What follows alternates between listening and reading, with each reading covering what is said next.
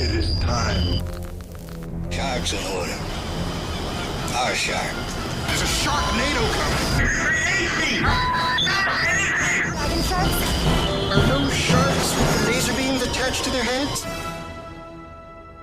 Welcome to the Sharks. Hey, what's going on my Real Sharks? It's your host, Rob, coming to you live from 20,000 Leagues Under the Sea with his two chums, Steve and Billy.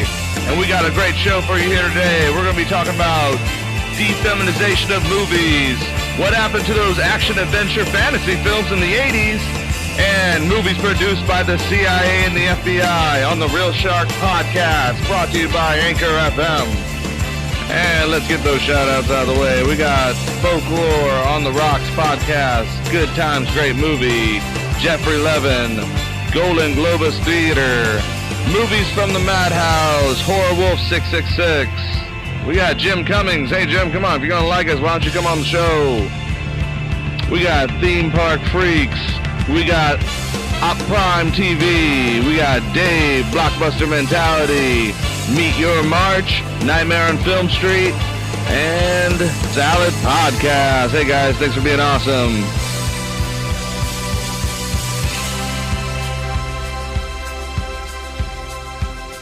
How's it going, guys? Oh, not too bad. It's good. Good day. It's a good day, huh? All right. It's a good day in Hollywood. Good day for movies. Good day for movie reviews. All right. So let's get started with our Twitter polls right now. All right. So we actually we had a poll go out. It was between Tom Hanks, Joaquin Phoenix, Clint Eastwood, and Brad Pitt. Brad Pitt. Surprise winner? No, actually, it was pretty close. It was a bloodbath. It was a bloodbath, man. Let me tell you. Yeah. It was. I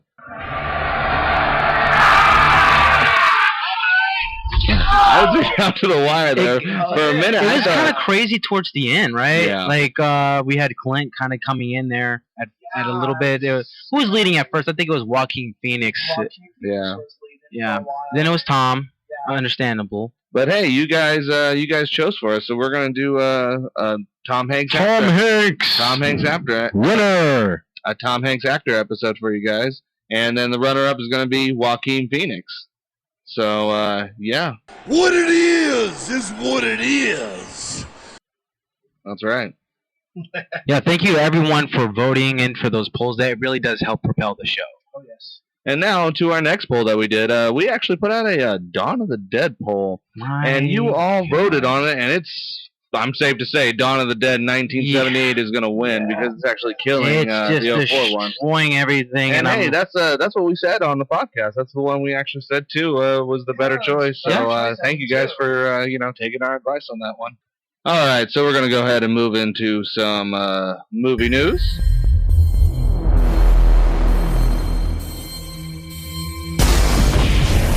Yeah, so Audrey Plaza's actually getting in line to play Catwoman, I hear. It's from Parks and Rec's fame. Yeah. Kind of sounds sexual, so I'll roll with it. She's in Mystery Team. Yeah. She's in Mike and Dave.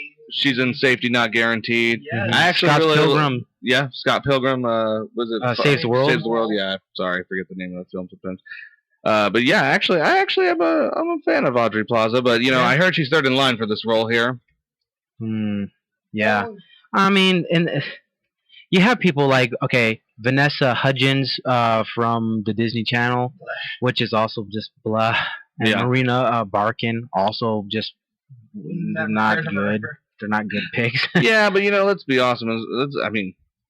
But let's be honest, guys. I mean, come on. As much as I like Audrey Plaza, I mean, immediately I think to myself, like, yeah, she does have that sassy, kind of sexy appeal, you know what I mean? But I don't think she could pull off Catwoman, man. Why though? Why? I just don't think she has that. I don't know. I just don't think she has the look. I just don't think she could just. She's Michelle Pfeiffer didn't either. I know, man. But I just really it's kind of hard. What is it about her though? I don't know. Just her off-puttedness. She's more for a comedy role. You know what I mean? She's never really done a direct drama role, and it's never really been, good when she does a serious role. The last serious role I can really remember in was like Kind of Bad Grandpa, I believe it was, when she tried to do that, and it just everyone hated her for that. I think that kind of almost bombed her a little bit. But you know, I don't mind her. It's not that the sexiness and the sassiness of her doesn't bother me. It's the whole this I just don't know if she could pull off a good Catwoman role. She kind of plays the same roles all the time, and that's the typecast. And as much as I like her and stuff, she's more meant for comedy. She's not really meant for action. I wouldn't say that to her though. I wouldn't. I thought it's a little unfair because I feel like actors need to prove themselves, and somehow it just sucks that she's picking a role that is so established. I do definitely agree that she's sort of like like this bland sense of humor type of character. Do I think she could do it, though? Absolutely. Yeah. I think she could do it. But does she, like you said, does she have the look if you saw her in the suit? I think she could pull it off. I mean, I guess she could. She's just not going to... She's not going to get it, obviously, because she's just... That's what I'm saying. I guess I didn't mean she couldn't pull off the role. I guess what I'm trying to say is that she's just not going to get it. She's just not suited for it. I mean, it would be like... And Vanessa Hudgens is, though? Vanessa Hudgens, I just think right now is just more of that, can put the butts in the seats right now. I don't see that, but I don't think that's... And that's the other thing, too, is I just don't... Aubrey Plaza just can't put butts in the seats, yeah. That's the other thing, too. She's never really been, in a huge... Yeah, exactly. She's never been, like, almost the lead on a movie. No, she hasn't. Yeah, I kind of agree on that in a sense, but I don't know. I kind of want to give this a chance because I'm down to see her as Catwoman if they pick her, but like I said, I just don't think it's going to happen. Because I don't want us to say something and it bites us. Because I'm going to give us a little open mind where it could go good. I mean, we can only see, but I can see exactly what you're saying with her. All right, so let's go ahead and move on here. So, Game of Thrones prequel is actually started shooting. Yes, indeed. Oh, man. HBO, man, they just couldn't wait. They're like, listen, roll it now. Bring that news out. Yeah. I think they want to almost erase the end result of... Bad Stink? Yeah, of, the Season 8. I don't know, though, because, like I said, it is what it is with Season 8. I don't mind it. I think people are actually overreacting a little bit too much on it. But yeah, fans are already noticing some familiar site locations because they do film in Northern Ireland. Yeah. For a lot of the episodes. So the biggest battle of the Bastards was filmed there. The Red Wedding was also filmed there. Certain locations for Season 8 was filmed there. It's a pretty big location. Yeah, the whole premise of the story is it takes place in the Age of Heroes. Yes. It's where the children in the forest and all that, and the giants, and before, everything that you saw in in all the seasons of Game of Thrones takes place all before that. Which is going to be interesting because we actually already talked about this kind of on our season finale of our Game of Thrones, so you can actually find that at our WordPress at realsharks.wordpress.com. We actually talk about what it's going to be for the new spin-off series. Especially with them doing this kind of prequel in the Age of Heroes, they're going to have a lot of freedom, a lot more freedom than they did going off the books. Oh, yeah. Because the, Age of Heroes is kind of an idea of myth and songs. I mean, that's kind of where they say all of the history of it comes from in the Game of Thrones lore. It's kind of like unknown. It's not really, it's all hearsay, basicly. Yeah. And so it's going to be interesting. They're going to be able to save money, too, not having to do dragons. They're obviously going to do giants, and we'll probably see some White Walkers. They definitely will show the White Walkers. They might even show the creation of the Night's Watch itself. Mm-hmm. Really? So, yeah, because that happened in the Age of Heroes. So it's going to be interesting. So do you think people are going to accept this as what it is? It's going to be more fantasy-based things happening. Well, if you're in a Game of Thrones like we are, then absolutely, because the purists or just the casuals? I think both. The casuals are going to want to see what's new going on. Yeah. So the defeminization of movies. This is actually going to be kind of a hot topic for me because I am actually very, very, very angry to hear about this. I don't know if you guys heard about this. There's some anonymous guy that actually took all the women out of the Avengers Endgame movie. Really? And he also took down Captain Marvel's role, her role in the movie. Oh, I saw that. Yeah. Yeah. And the female scene where Spider-Man gets saved by all the All the female, ladies. yeah, all the ladies took that down. You know, I got a lot to say about this. Good. Let the hate flow through you. Trust me, I got it. Because, you know, I'm going to say this right now. If you claim to be a movie critic or a film buff, don't do that. If you are seriously sitting there saying, yeah, you know, that's fun, I think it's better, then you are not a true film critic, nor are you a true film addict at all. You shouldn't watch movies. We did an episode about how your political views can affect movies, and that right there is the prime justification for the reason we did that whole thing. That is ridiculous. Not only that, it's stupid. You are taking away from the film of the art itself. With the Mona Lisa, do you paint a mustache on the Mona Lisa and you go, you know what, I think it looks better that way? No, you don't. You're supposed to watch it and interpret it as is. And I'm not ashamed to say, people who literally do that, or who literally think that's a cool thing, or a fun thing, or it's funny, you know, you're fucking stupid. I hate to say it, you fucking are, and you ruin movies for doing it. Anybody who thinks that, who gives a like to that, who supports it, you don't need to watch movies. Yeah, Exactly. even in the name of comedy, like it wasn't funny. Even if he was going for that, like I'm doing a point, whether it's comedy based or not, people were thinking was, oh, this is hilarious. He made the movie better. And I know what they're going to say. Point? What was the point of all of that? Because they want to say, oh, there's too much feminism in this movie, and just, you know. Blah, blah, blah. You gotta believe You were offended that hard about it? Really? So yeah, really, you're that offended. Like, really? That hurt you that bad? Wow. Yeah, that you apparently. That you have to go through a movie and be like, you know what, I gotta take down all these female parts because it hurts me and I think it hurts the film. Like, really? Rob, this seriously? is a 3-hour plus movie. He That's what sat I'm there saying. and edited that film. You should be ashamed of yourself. I mean, I say that literally. You should be ashamed of yourself for doing that. And you know, they did the same thing with Star Wars. Yeah. They did the same thing with Star Wars. Whoever is doing this, whatever trend your little, like, you think you're doing is cute, it's not cute, it's not funny, it doesn't help movies whatsoever. All it does is justify how much of an asshole you are. Sorry, that's what it does. Yeah, and if you're doing it in the sake of movies, it makes you even that big of.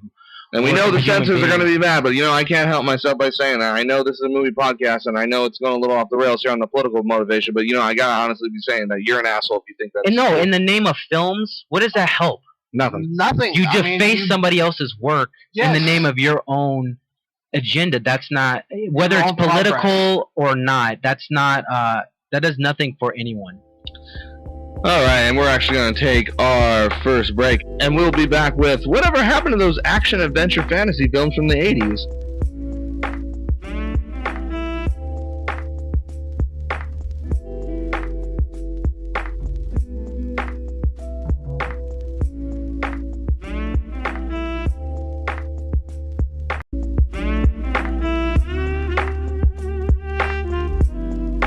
So whatever happened to those 1980 action-adventure fantasy films, guys? I've always wondered, do you guys remember those movies? God, I mean, we had a lot of them. There was a time in the 1980s when Loved them. Hollywood was kind of obsessed with the big buff guy, you know, saving the Yeah. dame, and like it didn't matter what kind of world it was in, you know, it was it could be like this dystopian kind of like apocalyptic kind of a scenario. I mean, you had movies like Dragon Slayer from '81. Mhm. I mean, you had movies like Beastmaster '82, Conan the Barbarian 183, Cruel, I don't know how you guys want to say that. Cool. I never say that movie. 83. We had the Hanna-Barbera He-Man series. We had Clash of the Titans in 81. Red Sonja, or Sanja, whatever you want to say, 85. Sheena, 84. And Ralph Bakski's Fire and Ice in 83.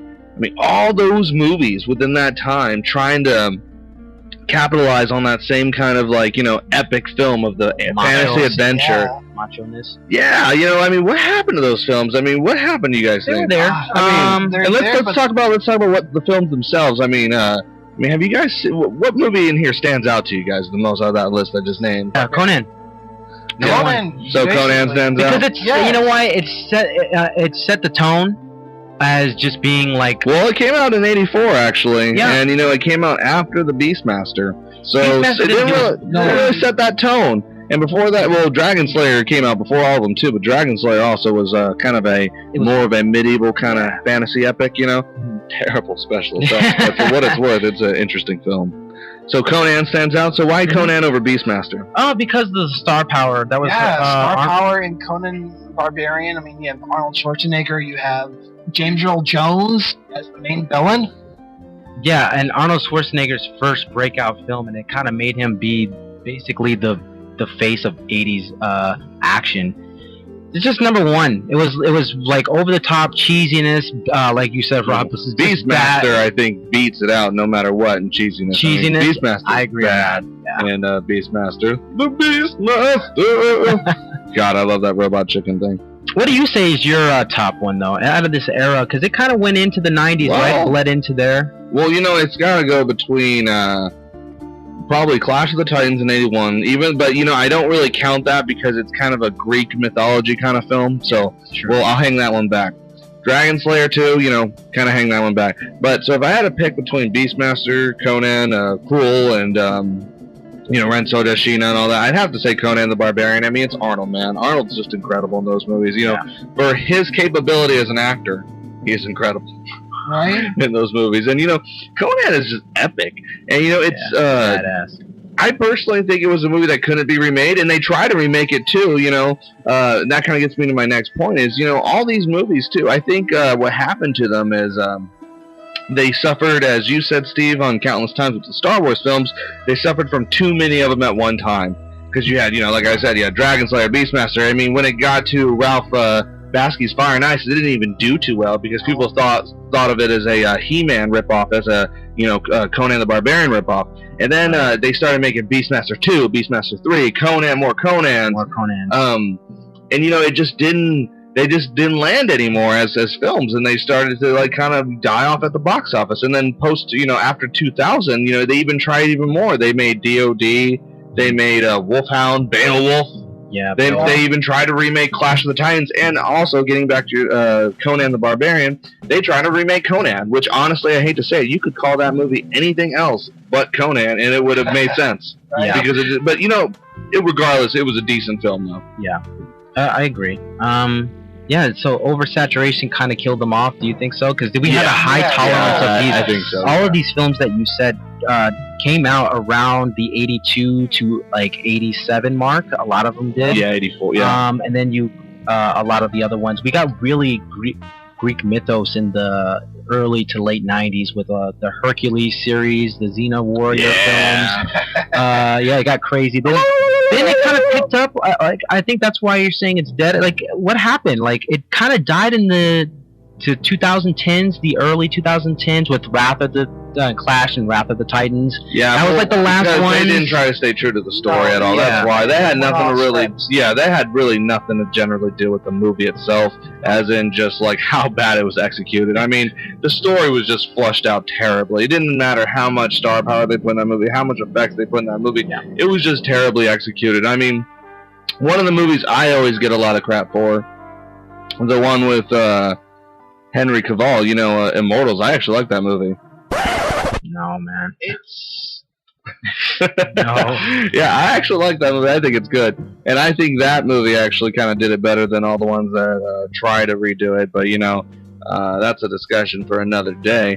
But you know, I don't know. What do you guys think? Still making them, Rob. I know, but they don't land as much anymore. No, and you know, I think too they tried to go too over the top. Like with Beowulf, if they would say truth, the real story of Beowulf would have been better. But that's again another debate. But Were you satisfied with these movies though, as they're coming out, even though they're no, they're just not as epic. They just don't. They're just not true spirited towards the older movies. I just think too, it's, you know, practical effects too go a long way.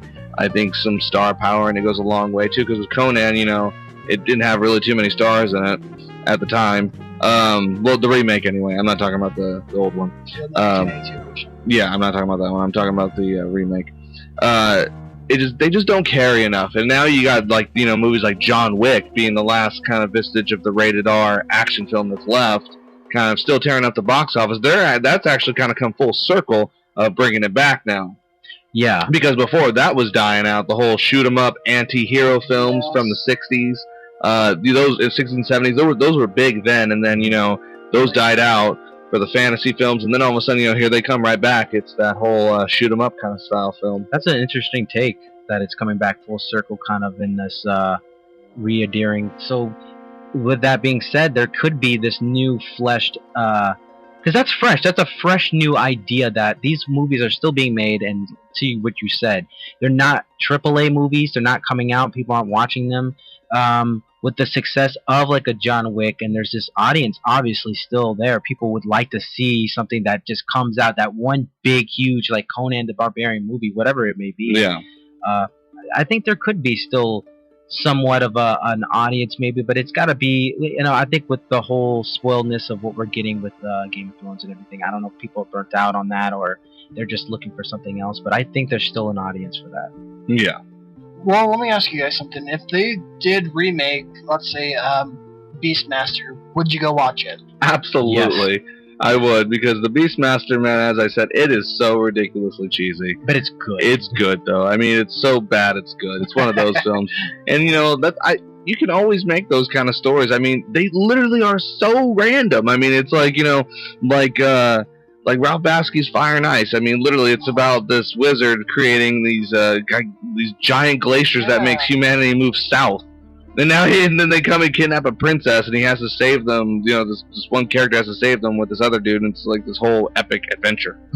But there's like mutants and barbarians, and even his old, just all these fantasy epics were kind of like that. They were all this dystopian kind of, almost where the barbarians only had weapons, and the elite and the whole empire, as you would see them, have like guns and lasers and stuff. Always, have more advantage over the hero that has basically rocks and bow and arrows. Yeah. But that was some of them, not all of them. But you get what I'm saying. But that's kind of the joke. Yeah. You could just insert anything. Well, even Conan, he tried to catch that guy, James Earl Jones, his character, who was killed his father or whatever, and then he goes in enslavement the whole time. He's thinking about revenge the whole time. Yeah, he gets captured. He's like, enough talk. And I think that's another thing too. You guys think that just driving home of those one-liners? Arnold, he made his living on those, man. That's actually really good. A lot of them did. A lot of those the puns are gone. Yeah, there's really not any more one-liners anymore. People think it's cheesy now, because I remember hearing so much about like the Aquaman movies. People were like, I swear to God, there better not be any kind of funny puns in this movie, because sometimes, or like one-liners, because it gets really bad sometimes. I mean, I think the worst example of that was like, it's not as bad as this one was, but sometimes it gets really bad, was Batman and Robin, man, with George Clooney. Oh my God, that whole movie is just one-liner, pun after pun after one-liner all the time. I mean, almost every single even the end scene, you can't even be taken seriously, because he's just like, help me, brother, friend, to Mr. Freeze, and Mr. Freeze is like, take 2 of these and call me in the morning. I mean, God, you forgot the freeze in hell, that's my cool party. All right, everybody, we're actually going to take another break. We'll be right back. All right, welcome back.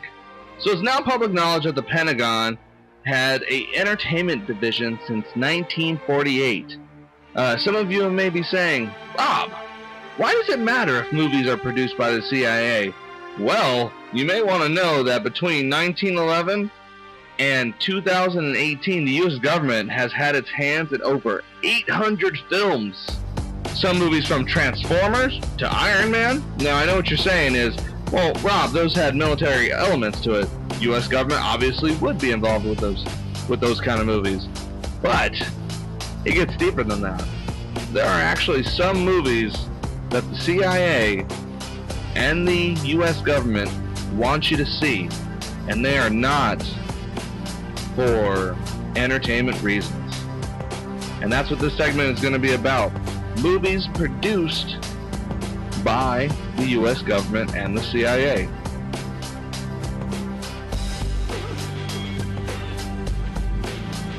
One of the things that's actually interesting about, these movies, it's not actually that uncommon. So if you guys are saying, whoa, wow, this is crazy, it's not that crazy. Actually, every script that it's actually made into a movie has to go through regulations, and one of them is actually through the U.S. government. The U.S. government reads any script that has anything to do with the military in it, with anything it deems to be suitable. Now, some of the movies off the top of my head that I know have been actually challenged by the government and made to change is Independence Day is one of them. Now, this isn't a movie that was funded by the CIA or FBI or anything like that, or the U.S. government. This is actually just a change they made, because in the film, as you know, there is a big premise of Area 51. Now, when this movie was made, the U.S. government actually asked the creators to tone down a lot of the stuff about Area 51 in the script, because the original script had more about Area 51 in it. And the U.S. government actually does play a big role. Some movies they actually have labeled as movies they don't want you to see. One of them is actually V for Vendetta. That is a movie the United States government does not want you to see, for obvious reasons, because it challenges authority. But for the most part, the government has used films and entertainment as propaganda, if you will. One movie actually produced by the U.S. government, especially with the Pentagon's backing, was The Green Berets, 1968, starring John Wayne himself, who was actually bothered by all the anti-war sentiment going on at the time in the 1960s. The film even had approval by Lyndon B. Johnson at the time. The whole film itself was actually a propaganda film for the war in Vietnam. It talks about a journalist who is skeptical of the war, and then he goes, gets lectured by American Special Forces, and then he's told that the war is actually a war for freedom. So it was just basically a film that was to justify the war in Vietnam. Then we had another huge propaganda film, which was Black Hawk Down, 2001. They actually changed the script and the plot of the movie to justify the Battle of Mogadishu, although the CIA wanted the story told exactly the same. Ewan McGregor's character was based on Army Ranger John Stebbins, a company clerk drafted into combat. However, they made sure to give his character a different name because he's actually in prison serving time for raping a child in Honduras. Yeah.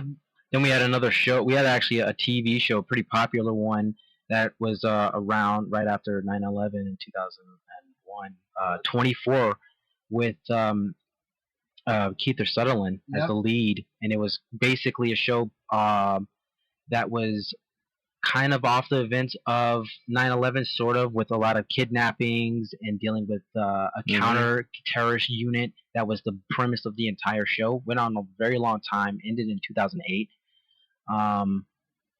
Just another one that had a lot of underlings, especially for the President Bush presidency.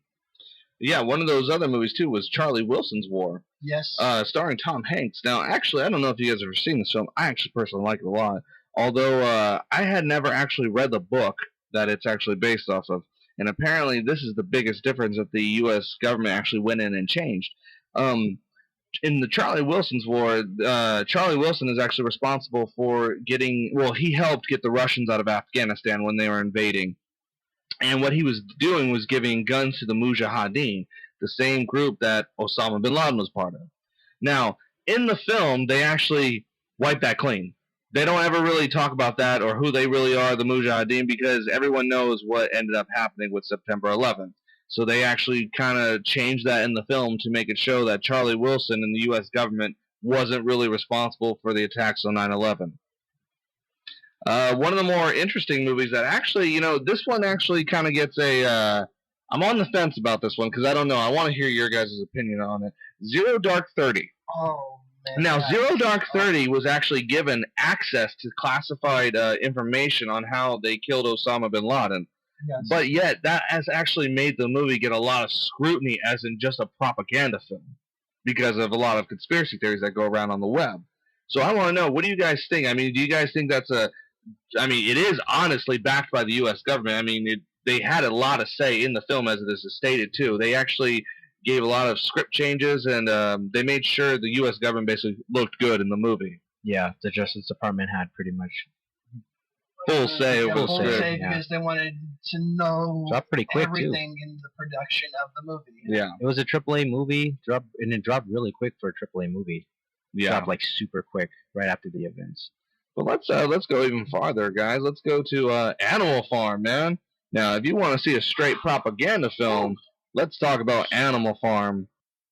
Made in 1954. Now, this is the story of animals being basically, oppressed by their farmer. The farmer is lazy, doesn't do anything, doesn't maintain his duties to the animals, doesn't feed them, gets drunk, and basically doesn't run the farm very well. So the animals all get together, and they decide they have a discussion with the hog, the noble old hog, and he tells them, you know, we need to basically run things for ourselves. It needs to be for the people, by the people. You know, we need to, chickens don't give away your eggs. Those are your eggs. And if we were in charge, no chicken would ever give away his egg. No, nobody will ever go hungry. No animal will ever be oppressed.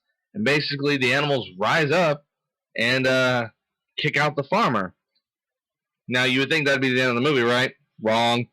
Movie starts out with the animals start to they start to run things for themselves, and there's two pigs that actually come forth. One is called Snowball, the other one Napoleon, and they basically kind of run the farm. Now, Snowball has the idea of basically educating everybody, making everything equal, making sure all the food is split, while Napoleon has kind of a different complex. You know, he kind of wants to take over everything. Mm-hmm. And so what ends up happening, you know, long story short, is Napoleon ends up seizing power, killing Snowball, taking over the whole thing, and then basically running the country I say country because that's what literally the Animal Farm represents, is a dictatorial type country, and it was thus communism.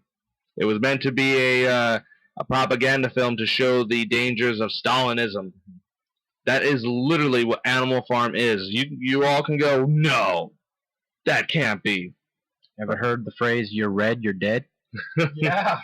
Yeah, this is definitely was made for the Red Scare to help people stay in line, you know, to make sure communism didn't take over in Tennessee. Yeah.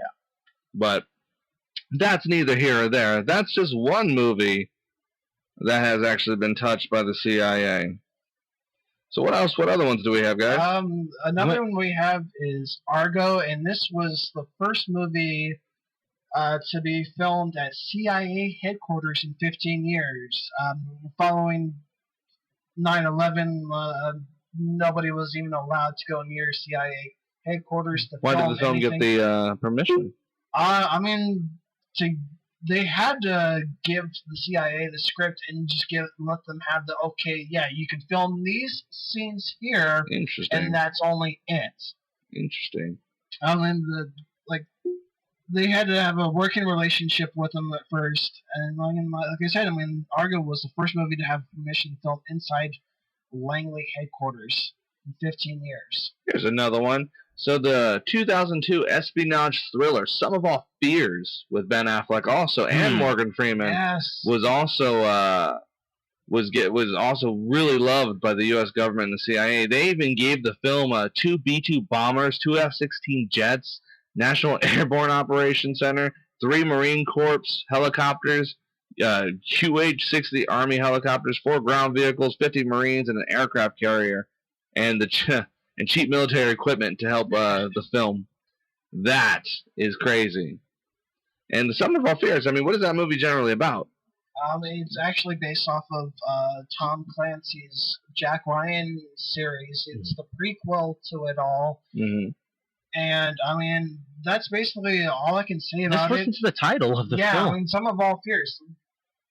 You mean the Sum of All Fears is nuclear war? Yeah. Crazy. Or is this crazy? I got another one for you guys that is actually really crazy, and it freaked me out. I never knew this, and I don't know if you guys know this too, but Top Gun. I'm glad you got Top Gun. I was going to say something about that. Wow. This film was actually liked by the Pentagon in production so much, guys, that they actually gave a lot of the aircraft carriers for just for the hell of it. Just like, oh yeah, just go ahead and film for it. The whole reason they did that is because Top Gun was actually almost made to be a recruitment. Yes. Yeah, you guys, you know that for the Air Force and Navy. Yeah, that's true. You guys know that iconic scene where they're doing they're playing volleyball and they're having their shirts off, they're high-fiving. That was supposed to be a commercial-like experience, to be like, look at these guys having fun.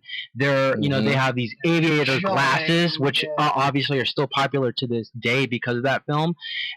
That whole, like, oh, look at the cool guys doing all this cool thing. Don't you want to be air pilots like them? Don't you want to be like Goose and Maverick? Yeah, right. Have cool nicknames. cool nicknames, playing all these war games and dogfights and everything, and almost bringing us to the brink of war. Wow. What? I mean, that's basically what happened. Another movie is the infamously bombing Battleship. They got permission from the military and the government to be able to go onto one of the Navy battleship carriers. For the movie Battleship? Yeah. Yeah, well, I bet they lost their money on that one because that movie sucks. Oh, yeah. They bombed so bad. I mean, they gave them realistic kind of enemy simulations to fight. And I'll say it again. That movie sucks. Oh, yeah. Was that supposed to be also recruitment? I think so. To fight aliens. If you join the Navy, you're going to fight some aliens. Yeah. Join the Navy, you'll fight aliens. Jesus. That's hilarious. My next one, we got Syriana.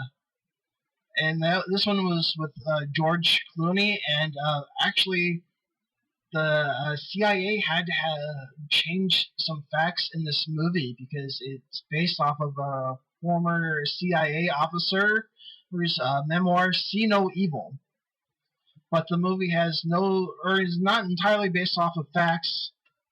Interesting. Most of it was because of the CIA's work overseas, specifically in the Middle East, the mergers, business deals, and assassinations. Mm-hmm. Here's an interesting one that I've been meaning to get to. I know this one's going to blow you guys away. The Hulk. Oh. Yes, that's right, the Hulk. Now, the Department of Justice, the Department of Defense actually requested that they actually request a lot of the script be changed to basically disassociate the military from the gruesome laboratories that turned him into a monster. What? Really? Really? Yeah, wow. They're like, we can't be seen like that. Listen, we cannot be associated with gamma rays, okay? We need to change that. Clever girl. Because that works. Yeah. One last one, and this one's called In the Company of Spies. There's sometimes movies that can have a little too much involvement, and this one was the CIA was too heavily involved with the film project. Really? This came out in 1999. It was a Showtime made for TV movie. It was actually shot in Langley, CIA agents who were extras in the movie too. Interesting. And here's my last one that I got. Now this one should be no surprise. Homeland. Homeland was actually created to not only show that America is spying on everybody, but that there was justification for it all.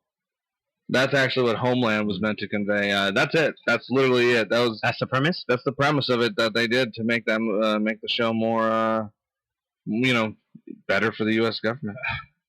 But yeah, now you saying that now all of these movies and shows that we've mentioned, is that the agenda of the CIA on all of this? To train people, or make propaganda? Yeah. Yeah, some of them, yes. I mean, some of them we can say, as we said, like Transformers, Iron Man, Battleship. Those movies in itself are made to basically make sure the military looks good. Tom Cruise, but as we said, there are some darker ones, like obviously like Some of Our Fears, Animal Farm. Those movies are really propaganda films. Even Zero Dark 30 can actually, that's kind of in the gray right now. That's kind of our research has shown that we don't know fully if that movie has been completely changed by the CIA or not. We just know that they never will. They had complete control of the script. So Zero Dark 30 is actually a very interesting film. But that's actually it for the main topic on Real Sharks Podcast. So I am your host, Rob, with my two chums, Steve and Billy. Yo. And remember, guys, listen, like, subscribe. Listen to us on Anchor FM. Find us on YouTube, SoundCloud, Stitcher, and Pocket Cast.